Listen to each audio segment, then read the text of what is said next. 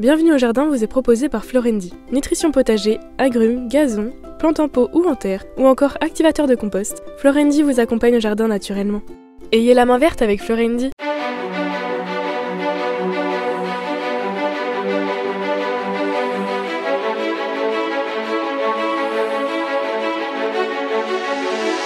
News Jardin TV vous propose Bienvenue au jardin, une émission 100% nature, animée par Patrick Mulan et Roland Motte.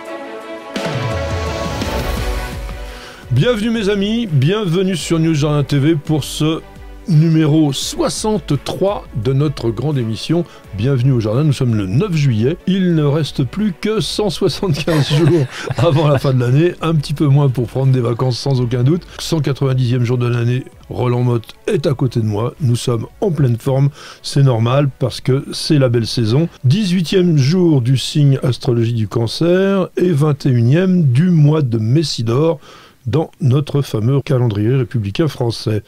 Et aujourd'hui, c'est le jour de la menthe. Oh, ça doit te plaire, ça. Ah bah oui, la menthe, j'adore ça. En plus, c'est facile à faire pousser, ça prend de l'ampleur, ça prend de la place, et c'est bon. Ça accommode presque tous les plats. Toi qui, je sais, qui adore les légumes et les herbes en tout genre. Un petit mojito.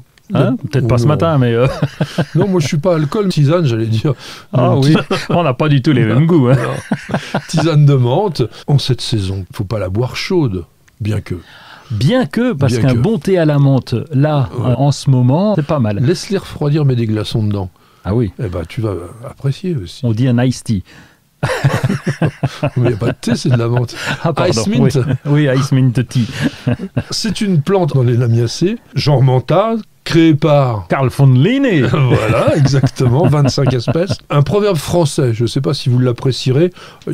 Je prends pas parti. La femme est une feuille de menthe, plus on la froisse et plus elle embaume. Oh non, on peut plus faire des dictons comme ça. Non, qui c'est qui a fait un truc pareil? On n'a pas son nom. C'est hein. un proverbe français. Il s'est caché, le gars. Hein. Oui. Mais bon, je trouvais quand même que ça avait un certain charme. Oui. Est-ce que tu sais que dans certaines régions, on l'appelle l'herbe de Sainte-Marie ou l'herbe de Saint-Jean? Alors, je connaissais l'herbe de Saint-Jean. Pourquoi? Sans doute parce qu'elle fleurit à la Saint-Jean, peut-être. Oui, à peu près. Ouais. Oui. C'est joli comme nom, en plus, l'herbe de Saint-Jean. Alors, je sais que tu adores que je te raconte une histoire mythologique et je vais le faire. Oui. Parce que le nom menthe vient de la mythologie grecque où la nymphe Minthé, ou Menthée, on ne sait pas trop, qui était la maîtresse de Pluton, Hadès. Elle a été dérangée dans ses ébats, tout simplement par Proserpine, qui était la femme de Pluton, reine des enfers, mais aussi déesse du printemps. Elle était tellement furax qu'elle a piétiné la pauvre Minthé, elle en a fait des miettes, et Hadès, Pluton, qui était vraiment amoureux quand même de Minthé, prit de pitié pour son amante, et il voulait en conserver le souvenir, et donc il lui a donné une odeur, parce que quand elle a été piétinée par Perséphone, elle s'était transformée en plante. Ah, dis donc, oui. Et du coup, Pluton lui a donné cette odeur pour s'en rappeler définitivement. Bon, évidemment, c'est de la mythologie. C'est une plante originaire d'Asie mineure, la menthe. Elle n'est pas indigène de chez nous. Et 5 siècles avant Jésus-Christ, les Babyloniens la distillaient déjà et en faisaient un digestif. On prenait déjà de l'alcool à cette époque. Mais ils l'utilisaient aussi comme plante médicinale. Et c'est notamment, depuis cette époque, connu pour combattre un peu les difficultés digestives. Et c'est vrai que c'est une plante particulièrement digestive qui contient pas mal d'huile essentielle, dont un menthol. Évidemment. Ah oui, le menthol, bien sûr. Et aussi des acides phénoliques, enfin des triterpènes, etc. On dit que ça aurait un bon pouvoir antibactérien. Le menthol est un antiseptique réel. On dit que c'est un anesthésiant sur la peau. Ça peut être vrai, parce que si vous êtes piqué par un moustique, on peut se frotter aussi une feuille de menthe et ça peut un petit peu arrêter... Comme le basilic, voilà, je crois. Mais toutes ces plantes qui ont ce genre de sécrétion, qui sont toutes de la même famille d'ailleurs. C'est vraiment un antispasmodique du système digestif. Ça détend un peu les muscles de l'estomac et ça permet de mieux digérer. La menthe verte, latin. Mentha spicata. Spicata, pas viridis, comme on disait avant. Menthe romaine, on dit que ça aurait un pouvoir aphrodisiaque. Ah bon? Mieux que la menthe poivrée, je sais pas. C'est qu'il faut se frotter avec ou... Non, je sais pas, je demande. Montre-nous alors. Et peppermint. Ah, peppermint, oui, c'est bon ça. C'est quoi? Peppermint, c'est la menthe poivrée. Oui, mentha Piperita. Alors, je pense que c'est vraiment celle que vous devez essayer parce que c'est plus riche, c'est plus fort et en même temps plus subtil. La plante, elle est assez jolie. On a beaucoup parlé des lamiacées. C'est quoi leur particularité qui permet de les reconnaître à chaque fois? Ça, quand j'étais petit, on m'expliquait tige carré. Ouais, quand on tripote entre les mains, là, tic, tic, tic, tic, ça fait. Exactement. Ah, ça fait tic, tic, tic, Oui, tic. tic, tic, tic, tic. Ah ouais, ça, je savais pas. Vous avez des jolis épis aussi, de fleurs roses violacées sur cette menthe qui est vraiment une odeur pénétrante, aromatique, très très fort. Il y a beaucoup d'autres menthes, la menthe Pouliot, la menthe aquatique, la menthe de Corse. Tiens, ça, si vous voulez un petit tapis mignon comme tout, parfumé, surtout pas à Vittel parce que c'est quand même très frileux. Moins 5 à peu près. Ouais, Maxi, oui. Maxi, eh bien vous faites ça. Nous sommes donc le 9 juillet et en 1770 naissait à Florence un botaniste italien. Monsieur Giuseppe Radi. Voilà, Radi avec 2 D. Les Capucines. Radi tout court. Est-ce que tu le connais? Mais bien sûr, il est mort à Rhodes, en Grèce, le 6 septembre 1829. Voilà. Il est parti 1 an au Brésil. C'était, je crois, en 1817 de mémoire, oui, ou fin 1816 peut-être. Excellent.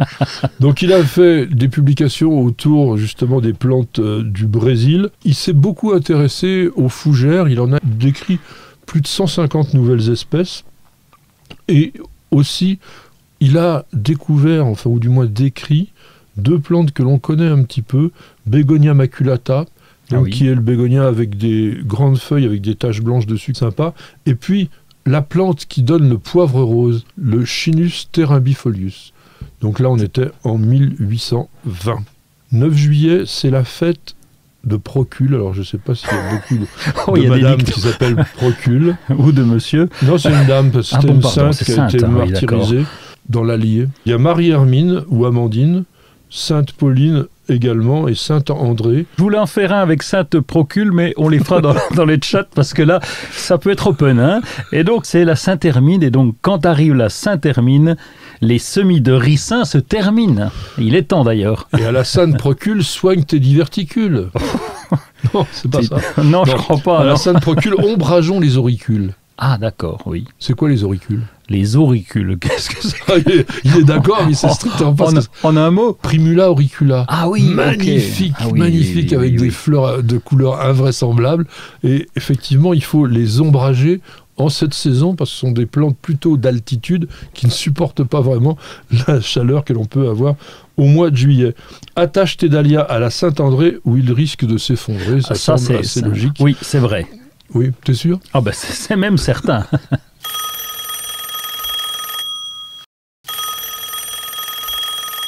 Riyad nous dit, est-ce qu'on peut planter le lavandin à 800 mètres d'altitude, s'il vous plaît? Je dirais déjà que ça dépend de la région. Oui, c'est ça, oui. Bon. Généralement, le lavandin, on le cultive un peu plus bas. Entre 500 et 700 mètres d'altitude, je parle de la région habituelle des Alpes de Haute-Provence. Oui. Ce lavandin, on essaye de le cultiver dans une région où la température serait au minimum à moins 15 quelque temps dans un sol très sec, et je dirais plutôt l'idéal d'avoir pas moins de moins 7 degrés. Oui, donc ça limite, hein, c'est vraiment région méditerranéenne. Ça limite un peu. Après, il faut savoir aussi, c'est assez simple de calculer, parce que vous perdez en moyenne 1 degré tous les 300 mètres de moyenne de température. Donc si vous êtes dans une région où, mettons, il y a moins 5, si vous êtes à 800 mètres, vous pouvez rajouter 3 degrés, vous êtes à moins 8, donc vous êtes limite. C'est surtout l'humidité qu'il faut craindre pour la production de lavandin. La quantité de précipitations que reçoit la plante, surtout pendant l'hiver, doit être assez modérée quand même, malgré tout. C'est votre sol qui va aussi tout déterminer. Il faut que ça soit très poreux. Enfin, je sais pas, t'en as, toi, de toute façon, du lavandin? Non, pas du lavandin, de la lavande, parce qu'on a un sol qui est quand même un petit peu lourd, donc j'ai toute méfiance, même si je rajoute des cailloux quand je le plante et que j'essaye d'améliorer les choses, mais c'est de la lavande vraie, pas du lavandin. Alors, on va rester dans tout ce qui est plantes un peu aromatiques, parce qu'on passe tout de suite à la chronique suivante. Vous n'avez pas la main verte? Alors prenez-en de la graine avec nos paroles d'experts. Je vous promettais de parler des substances qui sont utilisées par les plantes aromatiques pour se protéger, la plupart du temps d'ailleurs de leurs agresseurs, et qu'on appelle tout simplement des huiles essentielles. Il y a beaucoup de plantes qui en produisent. ces huiles essentielles sont utilisées de plus en plus pour les humains, mais on va aussi se rendre compte qu'il y a des possibilités de soigner les plantes et de remplacer les pesticides avec. Oui, ça serait la bonne nouvelle d'ailleurs. Il y a encore beaucoup de travail à faire parce qu'il y a encore des on-dit, des suppositions.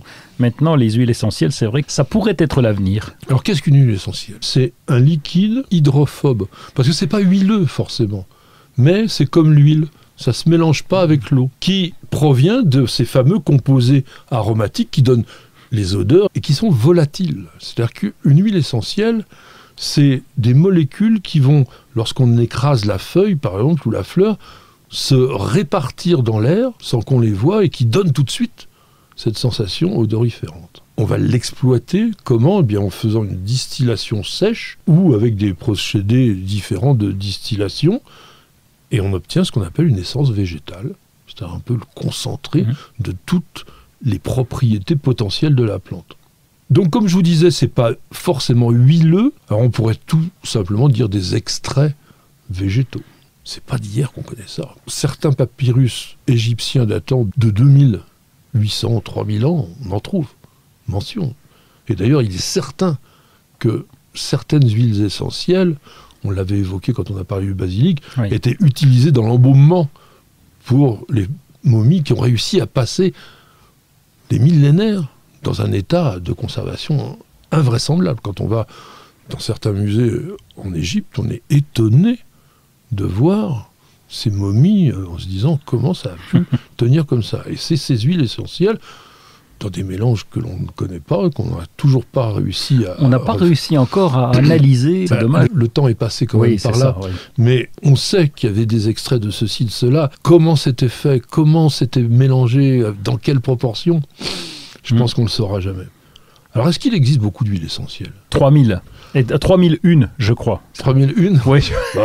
Oui, parce qu'en fait, a priori, il y en aurait plus de 3000 sortes qui sont extraites alors de toutes les parties des végétaux, que ce soit les racines, les écorces, les feuilles, les graines, les fruits, les fleurs. Et sur ces 3000 huiles essentielles, il y en a quand même environ 500 qui aujourd'hui sont commercialisées. La quantité contenue dans les plantes en huile essentielle est toujours faible. C'est pour ça aussi que ça coûte cher et que vous n'avez que des tout petits flacons et qu'il va falloir toujours l'utiliser en petite quantité. Pour avoir une huile essentielle de qualité, qu'est-ce qu'il faut faire? Mais on distille, non? Alors il y a déjà le choix de la plante qui est quand même important. Moi qui ne suis pas un grand fanat de tout ce qui est bio, vous le savez, là au contraire, je vais dire qu'il faut être respectueux de tout ça. C'est-à-dire qu'il ne faut pas que la plante soit dénaturée. Plus elle se rapproche de son origine, quitte même d'ailleurs à avoir des végétaux d'origine sauvage, meilleures seront les huiles essentielles, idem dans le procédé, parce qu'il ne faut pas qu'une intervention extérieure puisse faire varier même de façon infinitésimale la composition.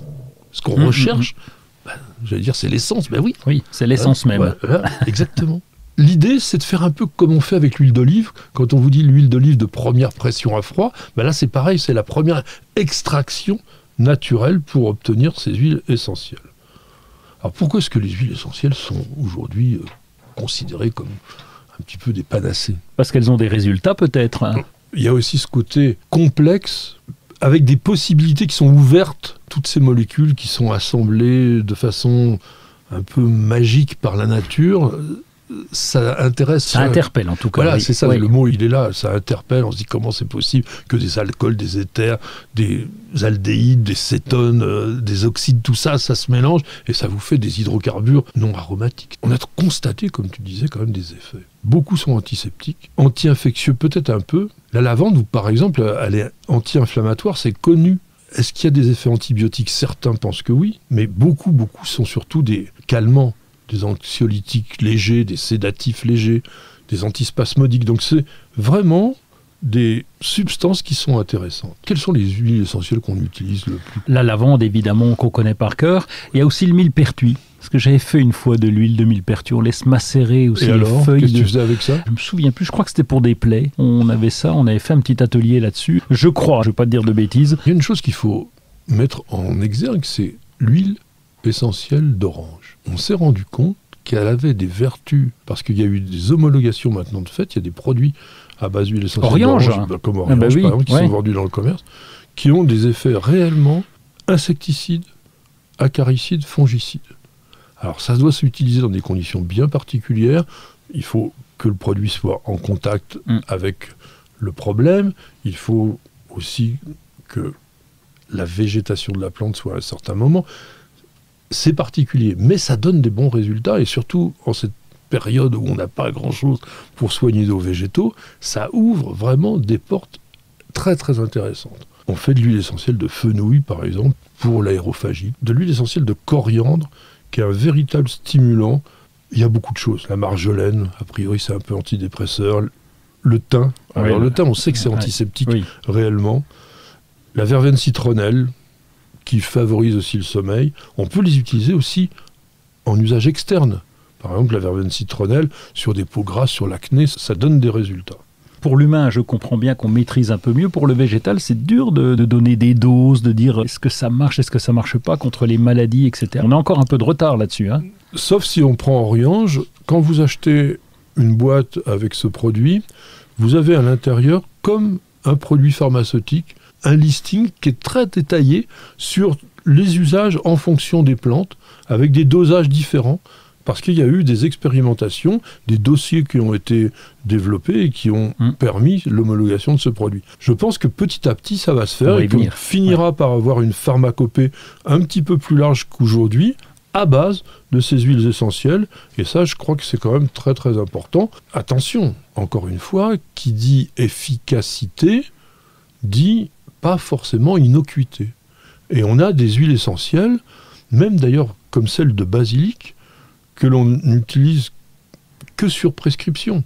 Celle d'estragon, tu parlais de millepertuis, idem, même de sauge, qui, sous leur forme normale de la plante, pas de problème. Mais dès qu'on fait l'extraction, dès qu'on a ça, on a une sorte de concentré, comme on disait tout à l'heure, et là, il faut l'utiliser dans des conditions bien précises, notamment pour ce qui est de la pharmacopée humaine. Il y a des recherches, pour revenir sur les plantes, qui pourraient peut-être aboutir, qui sont sur le citron, sur le cryptomeria, sur l'eucalyptus, ça c'est fort probable, qui a un effet insecticide ou insectifuge. Le géranium, on a vu aussi, par exemple, que des extraits de géranium pouvaient avoir un effet herbicide. Puisqu'il y a des herbicides aujourd'hui qui sont à base d'acide pélargonique. On a l'arbre à thé, le mélaleuca, le thym, etc. Donc, c'est, comme tu disais, encore à affiner, mais c'est prometteur.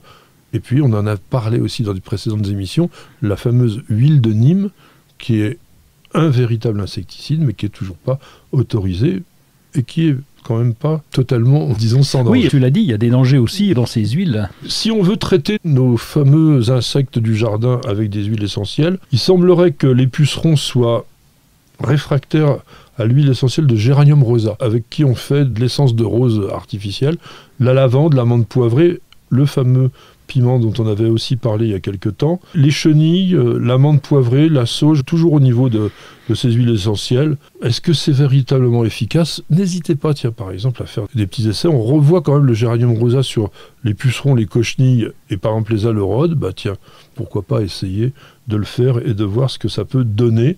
Au niveau des maladies cryptogamiques, on a l'orange, avec l'orange contre le mildiou. Alors là, c'est totalement avéré. Et on aurait aussi l'origan qui pourrait être efficace sur la moniliose et la tavelure. On n'a pas encore de résultats fermes, mais par exemple, on dit contre l'oïdium, il y a l'ail, mais j'avais lu des publications sur Internet, on dit t'as qu'à planter de l'ail et t'auras plus d'oïdium. Bon, c'est pas si simple que ça, quoi. C'est pas parce que... On dit la cloque du péché aussi, l'ail. Oui, mais j'ai déjà planté de l'ail au pied d'un péché, il y a toujours la cloque. Oui, voilà, oui. Donc mélangeons pas, quoi. Donc ce sont des voies d'avenir, ce sont des voies intéressantes, et on va suivre ça toujours. Bienvenue au jardin. Patrick Mulan, Roland Motte. Tu vas aller dans un... Tu prononces pas du tout comme moi. Moi, je dirais le cercle immense d'Arc-et-Senans. Et toi, tu vas me dire d'Arc-et-Senans. Ah ben, quand on est franc-comtois, on dit Arc-et-Senans. Comme on dit Pontarlier et pas Pontarlier. Mais oui, il faut prendre l'accent de sa région. Donc, Arc-et-Senans, oui, tout près de la forêt de Chaux, une très grande forêt. Et donc, là, on avait les salines royales d'Arc-et-Senans. Et c'est une ancienne saline, une saunerie qui a été créée au XVIIIe siècle. Elle était en activité jusqu'en 1895, et c'est monsieur Claude Nicolas Ledoux qui avait construit les bâtiments. C'est un peu révolutionnaire à l'époque parce que on faisait avant des bâtiments un peu séparés, un peu à part. Mais là, il a fait des bâtiments en demi-cercle avec le bâtiment central, mais il n'a jamais pu finir. Parce que, eh ben oui, sous la concurrence du sel marin, eh bien, Arquesnan n'a pas pu se développer. Eh bien, il y a le Festival des Jardins depuis une vingtaine d'années là-bas sur place. En demi-cercle, évidemment. Donc c'est pas nouveau quand même. Ah si, ce qui est nouveau, c'est le cercle immense. Donc là, ils ont reconstitué le cercle. Et oui, avec une trentaine de jardins, c'est des écoles qui y travaillent. Le cercle immense pour figurer l'avenir de cette nouvelle saline royale d'Arquesnan. Plus d'infos, www.salineroyale.com. Non, mais c'est un endroit à aller visiter qui est assez sympa. Moi, je vais vous parler de quelque chose qui va adorer mon ami Roland, puisque ce sont des olas. J'ai envie de dire Olias, il y a 2 L, je ne sais pas pourquoi, mais faut pas. On dit les deux. Je vous rappelle, ce sont des pots en terre microporeuses que l'on enterre en partie et qui vont diffuser l'eau petit à petit. Nature With Us, qui est une start-up de la grande société Ozlock, a eu l'idée d'ajouter un bouchon avec une petite tige pour tout simplement vous donner le niveau d'eau. Ah mais c'est bien ça, je suis obligé d'ouvrir chaque fois moi les miens. Oui, c'est bête comme chou. C'est génial. C'est un flotteur. Évidemment, quand il est tout en haut, ça veut dire que le niveau est tout en haut. Et puis quand il descend, à un moment donné, vous vous dites, là, il va falloir que je rajoute. Génial. C'est pas grand-chose, mais c'est bien. Ils ont 2 types d'olas. Il y a la traditionnelle, donc, qui est en forme de jarre à l'ancienne et qui est en argile, enfin vraiment le truc de classe.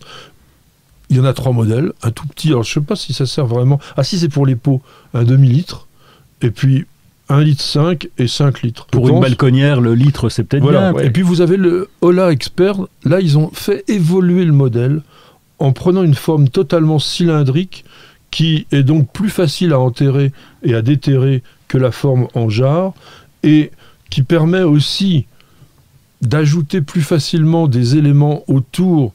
Quand vous voulez fertiliser un petit peu, etc., vous avez cette forme cylindrique que vous revoyez plus facilement et qui est couverte avec un bouchon de liège qui assure une plus grande résistance que le bouchon classique en terre cuite, non ? Je peux témoigner, j'ai déjà cassé 2 cette année, donc voilà. C'est mieux en liège. 1,5 litre et 5 litres. Selon les modèles, ça coûte entre 13,50 € et ça va jusqu'à 29,90 €. Je pense que de plus en plus, on va s'intéresser à cette méthode d'arrosage parce que là, vous concentrez complètement l'eau au cœur des plantes et ça, c'est vraiment quand même très très bien. Alors, tu voulais nous parler de Monsieur le Prince Jardinier. Eh oui, Monsieur de Broglie, du château de la Bourdesière. Louis-Albert de Breuil.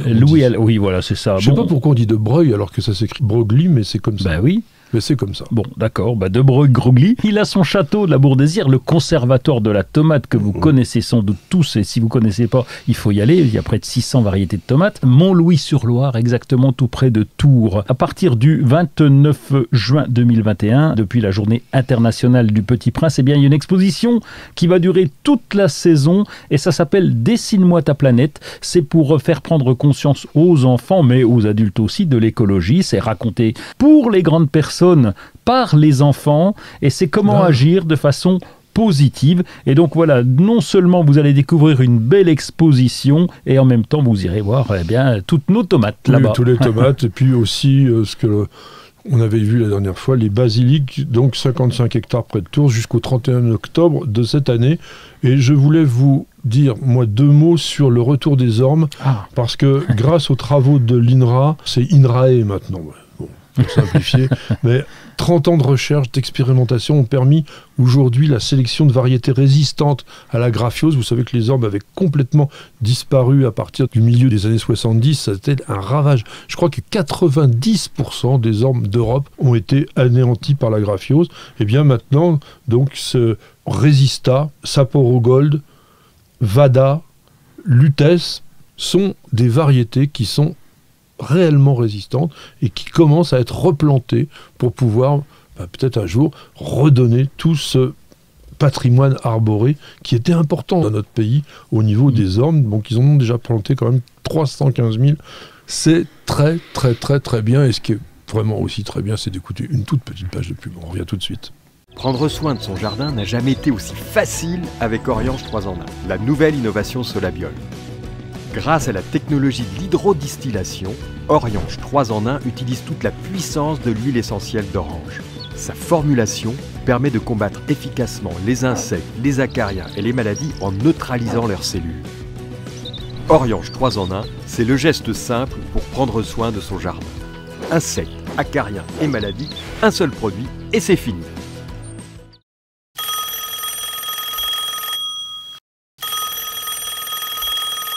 Les potagers d'Eric, donc Eric qui nous dit « Dans une vidéo que vous avez consacrée au persil, vous avez omis de présenter le persil tubéreux. Ce serait bien d'en rappeler l'existence ?» Il fait bien de nous faire la remarque. De toute façon, il faut savoir une chose. Nous faisons des émissions de communication décontractées et on ne fait pas une encyclopédie permanente de tout ce qui peut exister d'un coup. On ne vous dira jamais tout d'un coup. D'abord, c'est la base même de la communication journalistique. On ne peut pas tout dire et on ne dira pas tout. Il a raison, ça existe. Donc ce fameux persil tubéreux, c'est une variété de persil. Petroselinum crispum subespèce. C'est pas une variété, une sous-espèce. Tuberosum, dont on utilise principalement les racines charnues, ou dont on utilisait, je disais, et c'est vraiment les passionnés de vieux légumes et tout ça qui remettent ça au goût du jour. C'est pas très courant. Je sais pas si c'est vraiment bon. Est-ce que tu en as goûté ? Non, j'en ai pas goûté. On en a planté une année. Alors normalement, ça se garde, etc. Puis finalement, on l'a oublié. On l'a laissé tomber. Ça fait partie des légumes oubliés. Pourquoi ils sont oubliés ? Parce qu'on n'en parle plus. Non, ils sont oubliés parce que souvent, ils sont pas bons. Ou du moins parce qu'on a des choses bien meilleures à se mettre sous la dent. Ça peut toujours être rigolo, mais je vois pas comment on peut se régaler de racines qui ont le goût de persil. Le persil, c'est bien pour agrémenter quelques plats. Enfin, moi, j'ai peur quand même que ce soit pas vraiment savoureux. Je ne suis pas d'accord. On passe au dossier suivant. Vous cherchez la petite bête ? Toutes les réponses dans le dossier de Bienvenue au Jardin. Qui a une sauge dans son jardin n'a pas besoin de médecin. C'est un des proverbes végétaux les plus connus et sans doute est-ce assez vrai, du moins. C'est une plante dont le nom, salvia, signifie sauver, signifie guérir, signifie sain également. Depuis très longtemps, on utilise les propriétés médicinales de certaines espèces de ce genre qui a été créé par Monsieur von Linné. Voilà, Karl de son prénom. 1753. On est sur un genre important puisqu'il y a au moins 900 espèces. Ah oui, alors il y a de quoi se planter. Il y a de quoi en planter. Oui. Je voudrais, simplement vous citer une phrase que j'avais écrite. Voilà, je me citais moi-même. Et j'avais dit « Dans un sourire séducteur, la fleur de sauge ouvre grand ses lèvres au baiser de l'abeille tout en laissant s'exhaler la douce haleine de son nectar. » Bon, dis donc, oui. Mais oui, c'est cette famille des labiers, c'est-à-dire que la fleur a... Un terrain d'intérêt, oui, c'est ça. La fleur, oui, elle est comme ça, exactement, de façon à accueillir l'insecte pollinisateur qui va aller chercher le nectar un peu au fond et qui va se recevoir le pollen sur le dos. Les fleurs, elles ne sont pas toujours grandes, mais il y en a des grandes. On va commencer par la sauge officinale, puisque je vous disais que c'est effectivement la plante qui a donné son nom de base. On l'appelle herbe sacrée. Oui, quand même. On l'appelle thé de Grèce ou de Provence, on l'appelle thé d'Europe, thé de France. Et depuis des siècles, voire peut-être même des millénaires, c'est une plante indispensable à la pharmacopée. On la trouve dans plein de préparations qui étaient réputées miraculeuses quasiment. Alors c'est quoi cette sauge ? Allez, un sous-arbrisseau, on va dire, parce qu'elle fait quand même un petit peu de bois quand elle devient vieille. Exactement. Elle vieillit rapidement. Exactement. D'ailleurs, elle a besoin d'être taillée régulièrement. Sous-arbrisseau, feuillage persistant, plutôt petite, allez, 40 cm. Alors, je te parle de l'officinale. Hein. Oui, 40-60. Ouais, c'est ça. Et puis une floraison bleue, très jolie. Des feuilles quand même qui ont une particularité, elles sont toutes gaufrées, toutes ridées, presque velues, granuleuses. Oui, presque velues. Alors panachées ou pourpre aussi. Alors bien sûr, parce qu'il y a tricolore par exemple, qui est panaché de blanc, il y a purpurea, qui est pourpre, et icterina. Icterina. Ah oui, un peu jaune, ah oui. Voilà. Très jolie d'ailleurs. C'est les 3 hein. variétés qu'on cultive le plus souvent. Sol léger. Hein. Oui, même bien drainé, c'est un peu comme la lavande finalement. Oui, même rocailleux, ça pousse très bien. Moi, je les ai bien ratés en le mettant dans un sol qui était très riche. Non, c'est vrai, et c'est pas du tout ça. Dans le langage des fleurs, on est toujours dans cet esprit de plantes qui sauvent, puisque c'est des vœux d'immortalité. Donc, si vous offrez un pot de sauge à quelqu'un, c'est que vous souhaitez qu'il vive très très longtemps. Ah, c'est gentil. Voilà. Et on peut aussi en apporter au cimetière, puisque c'est vous resterez définitivement dans ma mémoire. Et ça tiendrait bien au cimetière. Ah oui, parce que ça n'a pas besoin de grand-chose. Oui. Est-ce que tu connais la toute bonne? La toute bonne. J'ai une copine qu'on appelait comme ça, mais je suis pas sûr que ça a un rapport. Alors là, on est limite. Hein. Sauge sclarée. Ah oui, la sauge sclarée, oui. La Salvia sclarea, on l'appelait comme ça aussi, la toute bonne. Là, on est sur une bisannuelle que l'on cultive curieusement de plus en plus au milieu des lavandes. Quand vous allez sur le plateau de Valençol, vous voyez des choses toutes bleues, enfin, ou violettes, et puis à côté du rose.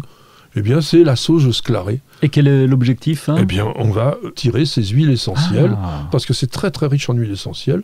Je ne sais pas trop ce qu'on en fait, certainement quelque chose pour la digestion, mais c'est surtout une plante ornementale magnifique. Ça peut atteindre 1 mètre, là on est sur de la grande plante. Donc comme je vous disais, c'est bisannuel, donc on est assez tranquille. L'inflorescence, elle est rose, et surtout elle est accompagnée de membranes qui sont un peu translucides. Donc parfois même rose veinée de vert. Franchement, vu de près, ça le fait et c'est vraiment très très agréable. Comme toutes les plantes bisannuelles, c'est assez facile, vous semez et puis après l'année suivante, vous obtenez de la floraison. Une que j'adore, mais qui est compliquée comme tout, c'est la sauge laineuse. Ah oui, ouais, compliqué à faire pousser et à maintenir en plus. Salvia argentea, alors compliqué à maintenir parce que c'est théoriquement une vivace. Elle marche mieux généralement comme une bisannuelle. Mais elle ne se ressème pas aussi facilement que les autres, donc il faut recommencer. Mais ce qui est beau, c'est que les feuilles, qui sont assez grandes, elles peuvent atteindre presque 20 cm chez certaines, elles sont couvertes d'un beau duvet blanc. Et au mois d'août, vous allez voir des panicules, donc des inflorescences dressées, blanches aussi, parfois peut-être un peu blanc rosé. Franchement, c'est joli, mais il faut du sol aussi. Oui. Là, très drainé. La sauge ananas, tu connais? Oui, je connais. J'en ai planté, j'en ai replanté, j'en ai replanté. Pourquoi? Parce qu'elle a tendance à pas passer vraiment l'hiver. Elle passera pas l'hiver. Oui. Elle vient du centre de Mexique. Bonjour Miguel. Oui. C'est une vivace qui va tenir, allez, -5, -7 maximum.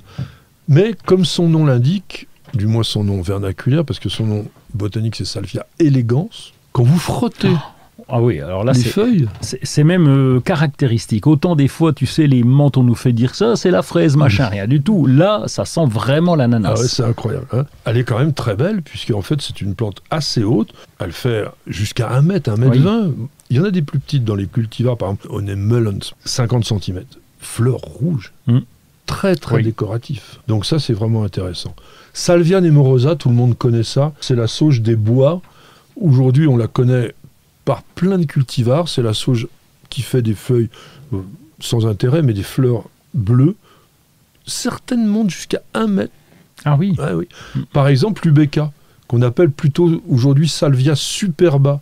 Mais elle est très très dense, avec des beaux épis, bleu violacé. C'est vraiment quand même très sympa. Dans les rouges, vous avez la sauge annuelle basique, qui est Salvia splendens, annuelle parce qu'on la cultive comme une annuelle. Dans son pays d'origine, elle peut être vivace. Elle est brésilienne, je ne vous ai pas dit son pays d'origine, c'est le Brésil, donc c'est plus facile d'être vivace au Brésil que chez nous. On va la planter comme un œillet d'Inde, comme un pétunia pour l'été, et on a des très très beaux cultivars, bien rouges, bien beaux. Dans ces couleurs-là, vous avez par exemple la sauge microphylla, Salvia, on l'appelait Grahami dans le temps. Ah oui, oui, bien sûr. Bah oui, la goutte de sang, on disait même. Voilà. Donc celle-là, elle est rouge. Ah, alors là, on est sur du sous-arbrisseau aussi, frileux aussi, même si nous, ça fait 2-3 ans qu'on l'a au jardin, et elle tient le coup. On la ratiboise en fin de saison, et après ça revient, mais ça fait plein de fleurs pendant tout l'été. C'est vraiment ça fait 2 hivers qu'elle tient chez nous, hein, donc tu vois... Réchauffement climatique. Alors on va passer dans les bleus. Avec Salvia patens, c'est peut-être une des plus belles fleurs. Quand on la regarde en gros plan et qu'a exactement la forme de la famille.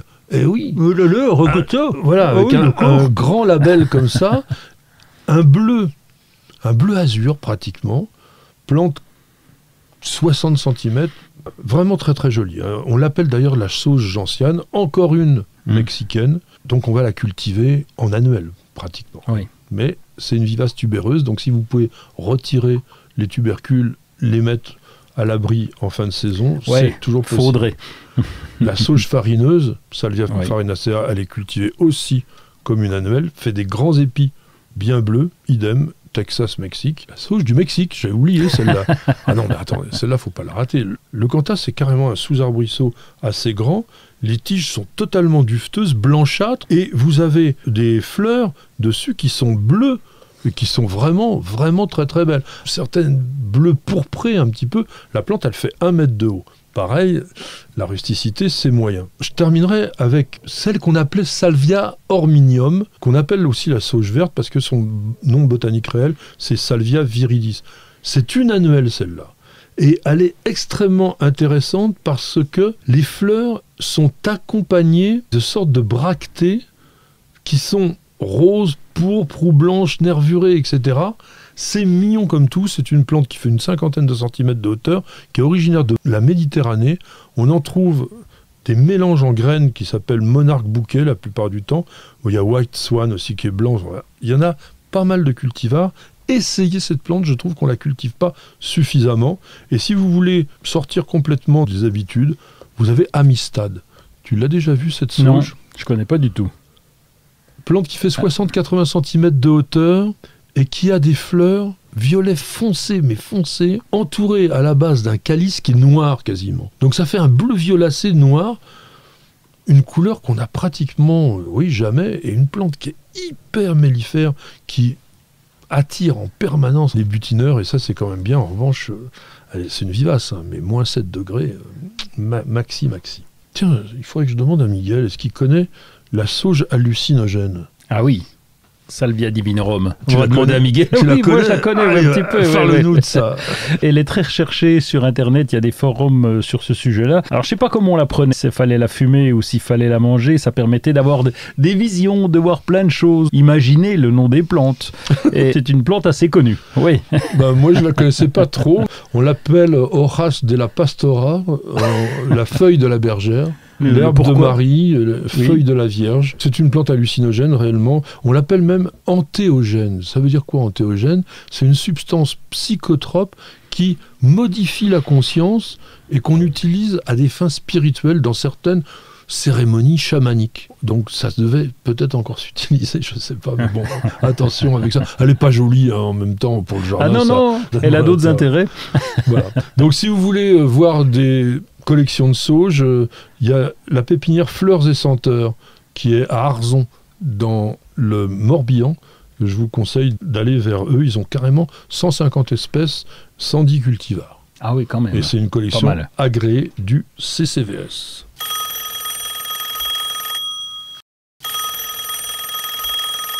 Giovanni nous interpelle sur News Jardin TV et qui nous dit: si je prends des artichauts F1, quel est le risque que j'encours et peut-on récupérer les graines après avoir semé? Donnera-t-il des fruits? Là... Je pense que Giovanni a besoin d'une bonne leçon de botanique, il y a plein de trucs qui vont pas là-dedans. Bon, déjà, le fait qu'il utilise des artichauts F1, il n'y a aucun risque. Il va obtenir des artichauts. Et est-ce qu'on peut récupérer les graines? On verra après, mais... Est-ce que ça donnera des fruits? On s'en contrefiche totalement, puisque chez l'artichaut, ce que l'on mange, c'est... La fleur, le bouton floral, pardon. Donc, le bouton floral, oui. La fructification de l'artichaut, elle est absolument pas intéressante sur le plan gustatif. Bon, après, récupérer des graines d'artichaut, ça a peu d'intérêt aussi, parce que ça se multiplie de façon végétative très bien, et je rappelle que quand vous utilisez un hybride F1, c'est une première génération de plantes hybridées. Donc sur la deuxième, quand vous semez les graines de CF1, vous avez une végétation hétérogène, c'est-à-dire que vous avez une partie qui reprend les caractères des parents et une autre partie qui mélange un petit peu tout. Donc ça n'a absolument aucun intérêt. Moi je peux vous conseiller tout simplement acheter des plants d'artichaut et ça ira beaucoup mieux. Ou prélever les œilletons, simplement. Voilà, les œilletons sur le côté. Et ce qui ira beaucoup mieux, c'est quand on aura écouté cette petite page de publicité et qu'on sera revenu parmi vous. Ils arrivent pour envahir votre jardin. Ne tremblez plus. Encore une mission pour Roundup. Il s'attaque aux mauvaises herbes en 1 heure seulement et contient une matière active existante dans la nature. Bienvenue au jardin. Patrick Mulan, Roland Motte. Mes chers amis, je sais que Roland adore se reposer dans son jardin, adore le contempler, faire des balades permanentes, mais je veux qu'il bosse pour la semaine prochaine, donc qu'est-ce que tu vas faire? D'abord tailler. Un petit nez dans les courgettes, l'oïdium va pas tarder à pointer le bout de son nez, donc on va quand même recouper, parce que tu sais, on a des courgettes qui sont en boule là, et puis d'autres qui filent. Et donc, mais le fait de tailler, ça va réduire l'oïdium? Ah non, de couper les feuilles, pardon. Quand tu commences à voir un petit peu de symptômes, tu coupes. Oui, on essaye de privilégier les feuilles qui sont marbrées. Oui. Qui ont tendance à être, ce qu'on a constaté en tout cas, un peu moins touchés par l'oïdium. C'est ce qu'on dit, mais ça dépend des années. Quand il y a de l'oïdium, il y en a. Ça s'est vérifié, puis taille des melons par contre. Là, ça va commencer à pousser. Donc 4 fruits, l'idéal, 4 à 6 fruits. On va couper aux extrémités, on va laisser encore 2 feuilles, on va couper au bout. Il faut que ça se concentre, c'est un peu comme les courges, c'est pas la peine d'avoir une multitude de fruits qui vont être tout petits et rachitiques. Oui, puis les melons de Vitel, il faut quand même que les années soient quand même particulièrement belles. Non, je m'inscris en faux, puisqu'on a le melon de Lunéville qui va très bien. Bon, on continue. Alors, la chasse aux courgettes. C'est quoi la chasse aux courgettes? La chasse aux courgettes, c'est qu'il suffit que tu prennes un week-end pour que tu aies des courgettes qui soient grosses comme ça, parce qu'il suffit d'un petit coup de pluie. Donc courgette devient courge. Ah oui, carrément. C'est pas gênant, parce que quand on a des grosses courgettes qu'on s'est fait avoir et qu'on n'a pas récoltées, comme on a pas mal de pieds, eh bien les toutes grosses courgettes, on va les couper en tranches et les mettre au barbecue. Tu les tartines à l'huile d'olive, tu fais retourner l'un et l'autre. Finalement, on arrive à récupérer quand même les trop grosses courgettes, mais elles ont meilleur goût quand même lorsqu'elles sont petites.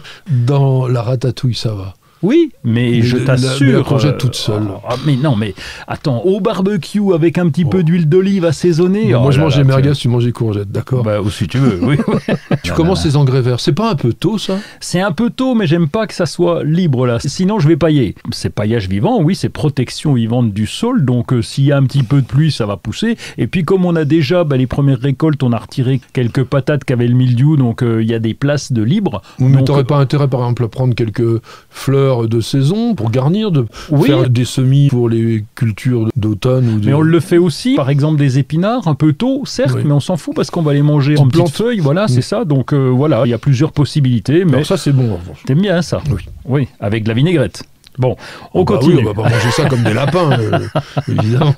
Pourquoi tu vérifies les tuteurs des tomates? Parce que ça s'écroule? Tout dépend de la qualité du tuteur que tu as pris. La semaine dernière, tu me parlais des tuteurs en spirale là, qui ont tendance à tomber assez facilement. Et puis, avec le poids des tomates, si tu n'as pas récolté, eh bien, c'est vrai que ton pied peut se déséquilibrer, ça peut partir vite. Il suffit qu'il y ait un peu de vent à l'extérieur. Et c'est bien de recontrôler de temps en temps tous ces tuteurs qui tiennent pas forcément bien. Et puis, bon, taille des rosiers toujours. Pour favoriser la remontée de la floraison, on taille généralement à 3 feuilles en dessous l'inflorescence, enfin le bouton floral, de manière à ce que d'ici 8-10 semaines, vous avez de nouveau des fleurs qui apparaissent. Alors ça, c'est bien à faire si vous partez en vacances. Oui. N'hésitez pas, même ceux qui sont fleuris, même ceux qui ont des boutons, vous coupez tout le monde. Et vous prenez vos vacances, et d'ici 1 mois après vos vacances, si vous prenez 1 mois de vacances, donc je vous dis c'est 8-10 semaines, vous aurez des roses partout. Et sur le géranium aussi on fait ça, ou sur les plantes annuelles, tu coupes sévère et en revenant... Mais ça c'est vraiment le conseil. Avant de partir en vacances, vous ratiboisez toutes les fleurs qu'il y a dans le jardin, parce que ça nécessite beaucoup d'énergie à la plante, et comme vous n'êtes pas là, vous en fichez. En revanche, quand vous reviendrez, non mais c'est vrai. Oui, c'est vrai. Ça sera tout à fait valable. Toi, tu veux aller te balader, oui, tant qu'à faire, c'est le moment de visiter des jardins. Ben oui, nous on reste à la maison pour s'occuper du jardin, mais une petite journée ou deux pour sortir, voire 2 jours. J'irais bien à Chaumont-sur-Loire, donc tu m'as donné envie la semaine dernière, mais il y a tout un tas de jardins à visiter autour de chez soi. Ils sont pas forcément jardins remarquables, mais il y a des petits jardins sympas. Allez-y, regardez la carte. Dans chaque région, il y a une association des jardins du coin. Allez-y. C'est souvent là qu'on découvre les bonnes idées. Regardant ce qu'ont fait les autres. Ils vont vous expliquer aussi ce qu'ils ont fait dans leur jardin. Et vous allez trouver des idées, des conseils pour réussir. Des plantes. Par exemple, pas loin de chez toi, va à Berchigrange. Va voir les Cardiocrinum giganteum. Est-ce que tu sais ce que c'est, Cardiocrinum? Mais non, mais je suis d'accord avec toi, tu sais très bien. Le lys géant de l'Himalaya. Ah oui, je l'ai vu. En plus, j'y suis allé l'an dernier. En ce moment, il y a ça. Il n'y en a pas beaucoup de jardins qui peuvent se présenter cette plante-là en France. Donc, et ils sont sympas. Et ils sont sympas. Et vous laissez 5 ou 10, voire 20 €. Et quand on voit le boulot que c'est, l'investissement que c'est, eh bien c'est merci pour eux. Le prix d'entrée d'un jardin, la plupart du temps privés, c'est vraiment une aumône. L'entretien de ces jardins, ça demande un temps, un investissement, une foi incroyable. Et donc c'est le minimum pour les encourager et ils le méritent largement. Vaporiser les plantes de la maison quand il fait chaud, c'est indispensable. Elles ont besoin que l'hygrométrie, donc l'humidité de l'air, soit importante. Commencez déjà à tailler un petit peu toutes les grimpantes qui ont poussé de façon délirante, que ce soit les glycines, les achébias, les vignes vierges. Vous pouvez y aller, hein, vous coupez un petit peu n'importe où pour que ça réduise et ça va favoriser l'apparition sans doute de boutons floraux pour les plantes qui fleurissent. Pareil, on taille aussi sur les gourmands de tomates, on taille les stolons de fraisier. C'est pas la peine de laisser tout ça se balader. Tailler en verre aussi les arbres fruitiers, ça c'est bien. Notamment, vous pouvez éliminer toutes les pousses qui accompagnent les fruits. Les pommes, les poires, vous avez parfois à la base du corymbe, vous avez une tige. Elle pompe inutilement, donc quick, on va les tailler. J'ai oublié les kiwis, ça aussi, il faut y aller à fond pour éviter que ça soit délirant.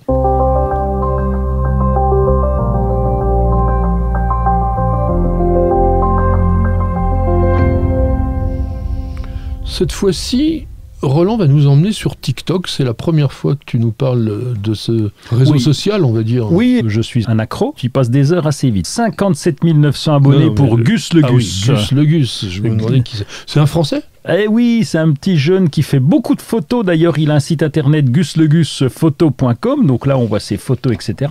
Il a 400 000 j'aime. Et l'intérêt, c'est qu'il découvre lui aussi le jardin. Il nous fait des petites vidéos très bien faites. Parce que vous connaissez le principe de TikTok. Hein, une vidéo un peu comme les réels sur Instagram. Donc 30 secondes pour raconter quelque chose. Et là, TikTok, il n'y a que des vidéos. Oui, tu peux faire des vidéos longues, mais c'est... Non, mais je veux dire, c'est oui. pas comme Instagram, il n'y a pas de photos et vidéos. Non, on est vraiment sur de la vidéo. Oui, il y a de la vie sur TikTok. Et là, donc, c'est un millénial, tu sais, les 20-30 ans, qui découvre le jardin, qui prend passion et qui nous fait partager toutes ses expériences. Donc, c'est à voir. Il est entre le potager et le voyage, donc très dynamique comme vidéo. Très dynamique. Alors, moi, j'ai 2 livres à vous présenter comme chaque semaine. L'encyclopédie des fruitiers sauvages et méconnus. Ça, c'est totalement étonnant. Ce livre-là, Helmut Pirk, alors c'est pas un livre d'origine française, il est autrichien, mais c'est rarissime. C'est un sujet qui est pratiquement jamais traité. Vous allez rencontrer là-dedans pas moins de 200 arbres et arbustes fruitiers peu connus. Alors certains un petit peu plus que d'autres. Hein. C'est sûr que par exemple les mûriers sont quand même des choses qui sont connues, mais il y a des trucs invraisemblables. Donc ça va passionner mon ami Roland. Alors vous avez le sureau, vous avez la banane indienne. Bien sûr il y a les kakis, les canneberges, les noisettes, les châtaignes, tout ça, mais les baies de goji, voilà, les pommes de pin. Enfin, il bouffe tout aussi celui-là. Mais c'est vraiment bien. Non. En plus il y a plus de 1000 photos dans le livre. Il est très très très détaillé. Ce type qui a écrit ça, donc Helmut Pirk, est le directeur du département d'hydrologie arboriculture d'un institut de recherche à Vienne. Donc c'est pas un rigolo, il sait de quoi il parle et il va vous donner certainement envie de manger des fruits que vous n'avez jamais dégustés auparavant. Alors lui c'est bien, quand c'est moi qui le dis c'est moins bien. J'ai pas dit qu'ils étaient bons, j'ai dit que ça va vous donner envie. Vous verrez après si vous les avez aimés. En tous les cas, ça, vous allez aimer ce livre-là, à la découverte des fleurs des Alpes. Alors c'est pas nouveau en soi parce qu'il est sorti en 2002, mais ici j'ai la nouvelle réédition dans laquelle il y a 40 plantes qui ne figuraient pas dans la première, donc c'est plus complet. C'est absolument remarquable. Ça a été fait par les experts du Parc national des Écrins.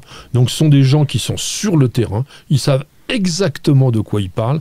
Et regardez-moi ça. Vous avez des photos qui sont tout à fait bonnes pour identifier, agrémentées de dessins sur lesquels on vous indique en légende les points qui vous permettent de reconnaître correctement la plante. Après, vous avez aussi des côtés écologiques où on vous parle des différents milieux dans lesquels vous rencontrez toutes ces plantes. Franchement, c'est un boulot de dingue. C'est 390 espèces qui sont là-dedans. C'est un livre qui n'est pas énorme au niveau de la dimension. Donc si vous vous baladez pendant les vacances en montagne, vous allez découvrir des trucs merveilleux jusqu'à la fin juillet. Parce qu'après, au mois d'août, c'est parfois un peu cramé. Mais là, vous allez avoir vraiment de quoi vous régaler. Ça s'appelle « À la découverte des fleurs des Alpes », écrit par l'équipe du Parc national des Écrins. C'est chez Glénat. Ça vaut 25 € et c'est très, très, très, très bien.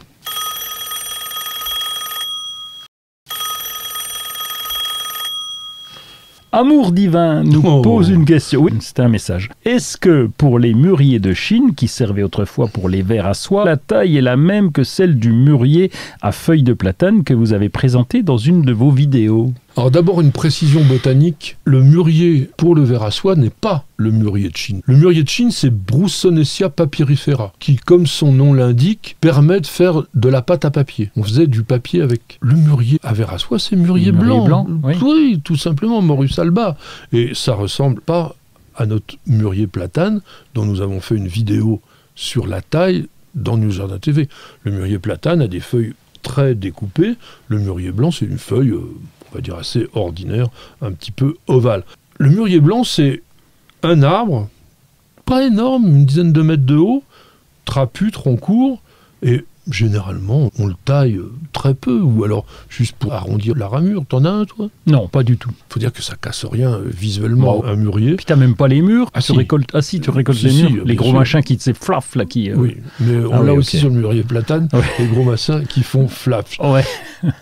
On l'utilisait, mais pas sous forme d'arbres, on les faisait pousser comme des arbustes, parce qu'on les rabattait en permanence pour récolter les branches feuillées, pour nourrir les bombyx du verre à soie. Et là-dessus, je vous conseille de regarder la vidéo que nous avons tournée en Inde sur la réalisation de la soie. C'est absolument extraordinaire. Ce que l'on peut faire à partir d'une sécrétion d'un petit insecte qui fait des fils d'une finesse extraordinaire, dont on fait des grosses boules et après on fait la soie, on fait des habits. C'est quand même quelque chose de très intéressant. La nature est une source merveilleuse de petites choses qui nous servent en permanence. Patrick, Roland, racontez-moi une histoire de plante, de jardin ou de jardinier. Nous allons aborder avec cette histoire botanique un sujet qui est assez épineux, dans la mesure où il fait à la fois polémique, mais où il pose de réels problèmes écologiques. Je voulais parler des plantes invasives. Il pose aussi des problèmes de linguistique, parce que le mot invasif, normalement, n'est pas accepté. C'est une déformation de invasive plants, donc en anglais. Moi, j'aime bien l'utiliser pour une raison toute bête. On pourrait dire plante envahissante, ça serait français. Oui, mais là, il y a souvent confusion. Voilà. Parce qu'on nous dit, oui, le liseron est invasif. Non, il est juste envahissant quand on le laisse faire. Voilà. Donc je pense qu'il faut utiliser ces deux termes, même si je ne fais pas partie de l'Académie française, ce que je regrette.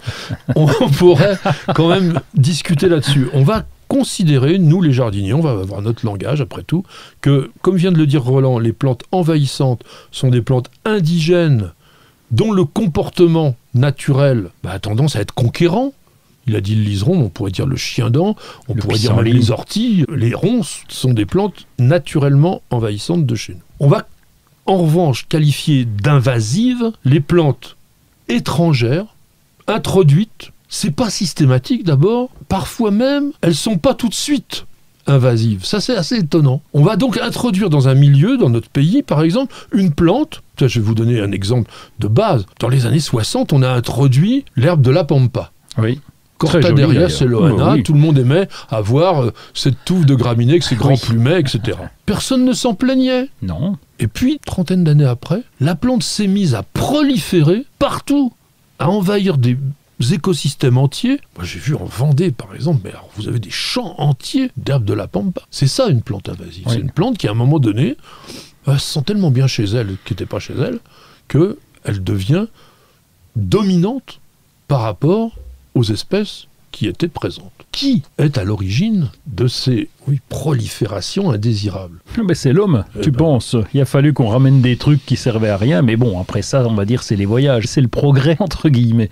On ramène des choses qui vont se développer sans y faire gaffe. Tu as raison, qu'en partie, c'est toujours l'homme, et parfois c'est comme tu viens de le dire, c'est-à-dire par exemple à cause de l'introduction malencontreuse de graines, comme on a aussi des ravageurs qui arrivent parce qu'on voyage ou parce qu'on a fait des importations, parfois simplement, de denrées dans lesquelles il y avait des graines, etc. Mais il y a aussi le jardinier. Parce que de temps en temps, il y a des plantes qui s'échappent de nos jardins, sans qu'on le veuille. On vient de le dire avec l'herbe de la pampa, mais c'est la même chose avec le buddleia, l'arbre aux papillons, par exemple. La renouée du Japon, qui est venue dans un but décoratif au départ. La fleur est jolie, mais bon, allez. Ça, pour moi, la fleur est jolie, mais elle est envahissante quand même. Le résultat est le même. Ah non, mais la renouée du Japon, c'est une catastrophe, franchement, parce que c'est impossible à éradiquer. On en a eu, quand j'étais gamin, je me rappelle, dans mon Loiret, on appelait ça des bambous d'ailleurs, parce qu'on les laissait pousser, et ça fait des cannes. On avait recouvert l'endroit de béton. Et bien au bout de 2-3 ans, ça se fendillait, l'horreur totale, c'est le genre de plantes dont on ne peut pas se débarrasser. Il y a eu aussi d'autres cas de plantes invasives totalement indésirables du fait de l'homme et d'une certaine inconscience, à savoir le fait d'avoir vidé des aquariums dans les ruisseaux. Et certaines plantes qui étaient au départ des plantes d'ornement d'aquarium se sont implantées et se sont mises à se développer, comme la jussie aussi par exemple. Alors, quels sont les impacts de ces plantes ? L'impact peut être terrible. D'abord, c'est le biotope et toute la biodiversité qui va disparaître sous l'influence et sous la présence de ces plantes invasives. La renouée du Japon, une fois que tu l'as, elle est en place et tout ce qui poussait là, eh bien, ça va disparaître.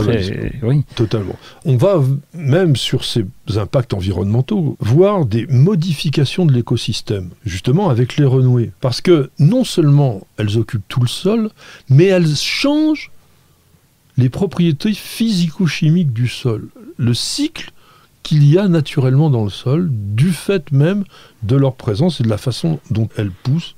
Et en plus, les feuilles qui, d'année en année, s'accumulent sur le sol et font une sorte de litière, eh bien, modifient aussi la structure du sol. Donc là, les impacts environnementaux peuvent être très très lourds. Par exemple, si on prend les Carpobrotus edulis. C'est quoi ceux-là ? Les griffes de sorcières. Ah oui, oui. On s'est rendu compte que dans les biotopes où elles étaient introduites, eh bien, on avait une disparition de 60% des espèces présentes précédemment. Vraie conquête, une colonisation complète. Après, il y a des impacts sanitaires, avec certaines plantes comme l'ambroisie, par exemple. Ah oui. Feuilles d'armoise. Quel est le problème de la tanésie? Mais je crois que c'est les grains de pollen qui sont crochus. Quand on les regarde au microscope, c'est crochu. Et donc, quand tu absorbes ça, eh bien forcément, tu as des cannes de tout, tu as des problèmes, allergies carrément. La berce du Caucase. Oh, quelle merde. Enfin, c'est très joli, attention, hein, c'est très joli. Elle est arrivée à des fins décoratives aussi. Exactement. Et donc, alors, elle est photosensible, mais particulièrement, là, tu te chopes des cloques quand tu vas t'amuser à la couper. Voilà, il faut faire très attention. Alors, c'est une plante très spectaculaire, qui peut dépasser les 3 mètres de haut. Ça vous fait des ombelles qui font 80 cm, qui attirent une quantité de pollinisateurs, et l'abeille d'ailleurs. C'est très très mellifère, ça pourrait être valable. Elle est très belle. Mais comme tu l'as dit, c'est terrible. Autre plante qui pose des problèmes sanitaires, c'est le datura. Datura stramoine. Oui, qu'on appelle aussi l'herbe du diable, l'herbe du sorcier, la trompette de la mort, parce que la fleur ressemble un peu à une trompette. Elle n'est pas tellement embêtante au niveau humain, mais dans les prés où paissent des animaux domestiques. Parce que ils peuvent la consommer. Les dorifores sont attirés par le Datura stramoine, ils viennent le manger et quick, ils dégagent. Et ça les tue ? Oui. Ah, écoute. Oui, mais mais comme c'est envahissant aussi. Alors, bien entendu, il y a un impact économique de ces plantes envahissantes, notamment l'ambroisie, qui envahit des zones habituellement cultivées par les agriculteurs. Comme je disais, dans certaines prairies, on ne peut plus faire paître son bétail. L'envahissement dans les milieux aquatiques, avec notamment la jussie, ça pose des gros problèmes. Et on a un autre problème, c'est avec l'orobanche, qui se développe aujourd'hui dans les cultures de colza, et notamment en Poitou-Charentes, où il y a jusqu'à 30 à 40% de perte des cultures à cause de l'orobanche. On en avait parlé des plantes parasites. Lui, il attaque le chanvre, le tabac, le tournesol, et il a, c'est terrible, un pouvoir germinatif de 10 ans. Il reste dans le sol pendant 10 ans, il peut être là à nous attaquer. On a parlé de la façon dont ça s'était propagé. On va peut-être aussi citer quelques autres plantes les plus invasives d'Europe. Robinia pseudo-acacia qui est arrivé en 1601, si ma mémoire est bonne, en France. Il a commencé à se développer et comme nous en parlions lors d'une précédente émission sur les rejets, eh bien évidemment, il rejette tant et plus. On a l'azalée pontique. Alors ça, c'est pas en toutes les régions, il faut que le sol soit quand même très acide, mais en Bretagne, l'azalée pontique, c'est devenu une peste. C'est dommage parce que c'est un magnifique rhododendron. La balsamine de l'Himalaya, je pense qu'on en vient plus facilement à bout. Parce que moi, j'ai plus de problème avec cette plante-là, j'en avais. Est-ce que c'est parce qu'il fait chaud ou que la mine de l'Himalaya, peut-être qu'elle aime pas trop les chaleurs? Elle est relativement grande. On en a dans les Vosges, en forêt, là, qui pousse spontanément. Je la vois pas se développer comme la renouée. Elle était crainte pendant un moment. Alors après, attention, là je parle de l'Europe, donc il y a des végétaux très différents, même en fonction des régions de France. Les invasifs ne sont pas forcément les mêmes. Mais là, c'est le plus important. On a aussi le figuier de Barbarie qui, dans toute la zone méditerranéenne, alors ça envahit tout. C'est quand même une plante origine Mexique, donc Amérique centrale. Elle n'a pas grand-chose à faire là, mais vraiment, on ne sait plus quoi en faire. L'herbe de la pampa, alors vous savez, on s'est demandé pourquoi est-ce que ça avait propagé aussi rapidement dans des endroits incroyables. Cette graminée, quand vous voyez ce magnifique plumet qu'on aime bien, 10 millions de graines. Elles sont disséminées par le vent. Et on en a rencontré à plus de 25 km de distance en les suivant. Donc c'est vrai que la dispersion est potentiellement énorme. Le mimosa, le vrai mimosa, Acacia dealbata, qui est originaire d'Australie, pose des gros problèmes, notamment en Haute-Provence, dans des endroits où ils ont conquis. Sur les Cévennes, par exemple, on peut avoir parfois magnifique, tout est jaune à la fin de l'hiver, mais quid du reste de la végétation? Et puis, il y a le rosé rugueux, le Rosa rugosa, qui dans certaines zones pose vraiment des problèmes. Le senson en arbre, Baccharis alimifolia, qui peut produire 1 million de graines, lui aussi, plutôt bord de mer. Le Buddleia davidi, donc ça c'était il y a quelques années, ça s'est calmé parce que toutes les variétés qui ont été produites ces dernières années sont stériles, donc on a moins ce problème. Mais là où il s'est implanté, j'en ai vu notamment dans les Pyrénées, ils n'avaient rien à faire là, il se développe quand même de façon importante. En région parisienne, on a l'élante. Ça c'est un boulet, un petit boulet. Et la verge d'or, qui est quand même une très très belle vivace pour les jardins, pose des problèmes, de même que l'Aster novibelgi dans certaines régions. Donc voilà un ensemble de plantes qui deviennent vraiment néfastes pour les jardins et puis qui viennent en compétition avec nos cultures. Est-ce qu'on peut se débarrasser de ces plantes? La question c'est, est-ce qu'elles vont rester toujours invasives? Il y a des écologistes qui sont capables aujourd'hui de montrer qu'il y a eu déjà des problèmes comme ça avec d'autres végétaux dans des temps plus anciens et que ça a fini par se calmer. Et il y a un exemple de ça, c'est Caulerpa taxifolia. Ça te dit quelque chose? Oui, Caulerpa taxifolia, c'était l'algue verte. C'est pas l'algue verte, c'est une plante qui pousse dans la mer et qui avait été jetée par hasard du musée océanographique de Monaco. Il y avait quelqu'un qui s'était dit, tiens c'est pratique, je vais tout balancer. Et ça avait complètement bouffé les herbiers de Posidonie, qui sont donc des lieux de reproduction importants pour les poissons en Méditerranée. Et oui, dans les années 80, on en a fait vraiment des gorges chaudes, et aujourd'hui, Caulerpa taxifolia, on ne la voit plus. Bon. Alors, est-ce que parce que l'eau a monté en température, est-ce que l'équilibre écologique naturel s'est fait? Je ne sais pas. En tous les cas, on peut aussi se dire qu'il faut surveiller ces plantes-là, il faut être très attentif, mais qu'au bout d'un moment, peut-être que la nature fait bien les choses. Oui. Mais c'est quand même l'homme qui a toujours fait le bazar. T'as beau me faire la différence entre l'homme ou le jardinier, c'est quand même lui qui va s'épancher un peu à droite à gauche et qui permet à ces plantes-là de se développer. Pas forcément, on pourrait aussi imaginer qu'un animal transmette aussi, parce qu'il voyage moins que nous. Ah bah oui, il prend pas l'avion quand même l'animal. Et les oiseaux migrateurs. Oui, c'est vrai, on n'a pas eu de cas avérés par des oiseaux migrateurs. Non, j'essaye de défendre un petit peu. L'indéfendable. C'était indéfendable, donc on va s'arrêter là parce qu'il ne faut pas exagérer. En tous les cas, j'espère que vous avez passé un bon moment en notre compagnie. Roland, merci beaucoup. Merci à toi, Patrick. À la fois pour l'humour, pour toutes les informations que tu nous apportes. Luc, c'était très sympa de nous faire ce son vraiment professionnel. On avait Miguel comme d'habitude, parce que lui, s'il n'était pas là, vous n'auriez pas d'image, il faut bien le dire. On n'a ni notre petite Nicole, ni notre petite Perle. En tous les cas, on les embrasse aussi. On vous embrasse, on vous dit à la semaine prochaine et bienvenue au jardin.